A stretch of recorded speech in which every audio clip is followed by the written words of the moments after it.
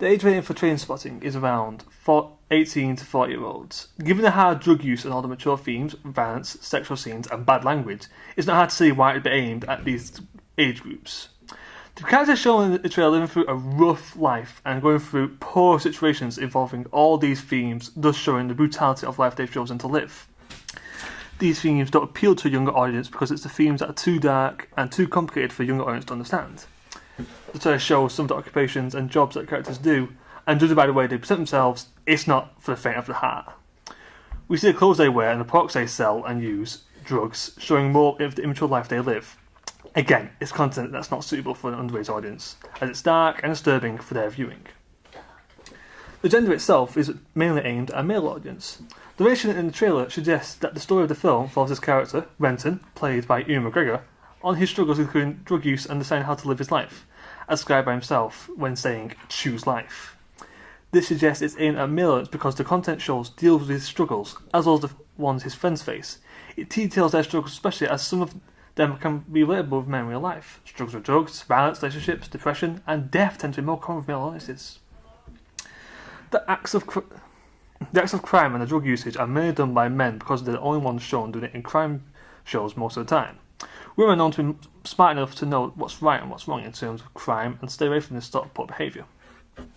Male audience can connect with this as there's at least one male from a group of friends who have committed crime once in their lives. The social class. The social class of this class is lower working class. The suburban area in which the characters are shown living in highlights the class types these characters are and who it appeals to. It looks like a dump for the most part and shows the poor living conditions that they live in. It fits in well with the atmosphere the characters and the characters' relation with each other. It shows off the timing and setting of the film when released and fits off this class type, as it's definitely not a posh film with posh speaking characters. The music as well isn't anything grand or orchestrated. It's British dance music and rock.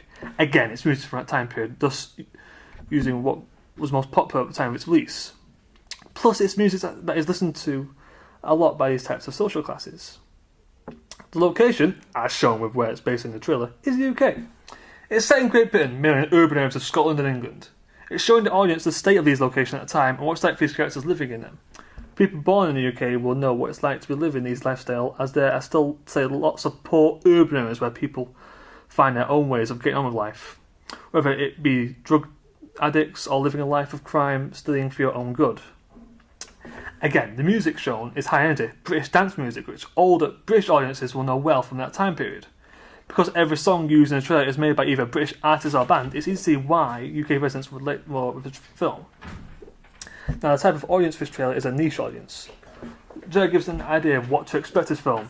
We see this character choosing his own life, making his own decisions regardless of what people think of him.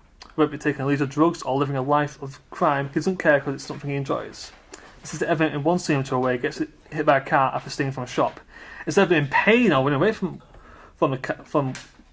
the people after him, he looks at the driver and just laughs. This shows the drama element evident in the trailer, with having this character who isn't ashamed of his action and just wants more and more of a thrilling, dangerous lifestyle. Most mainstream films will show off the drama from the character's actions he commits, but this trailer delves deep into his character's feelings and emotions as he carries on this reckless, relentless path he lives. The trailer doesn't have any CGI in it, thus showing the low budget the film had when it was in production. It's showing the best bits of the film, thus highlighting the quality of the film, despite not having any big budget to create special effects. At the end of the trailer, as well, we see the title of the film appear once the train leaves the station. A mainstream film does show the logo off in big detail and special effects, but the logo just appears in this one in a way that makes it very creative and cool looking to the audience. Now, the psychographic is aimed at strugglers. The reason it's for strugglers is because the film, as shown for the trailer, is a very rough experience.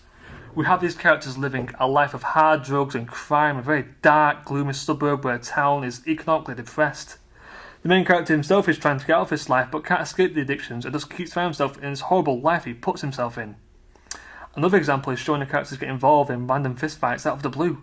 One character especially is portrayed as a psychopath who picks fights on people who gets in his way. This shows the violent nature detailed in the trailer itself and shows what it's like living in these conditions. It's not just the living conditions of this town, but the violent residents that live there that make people living there afraid to be part of that society.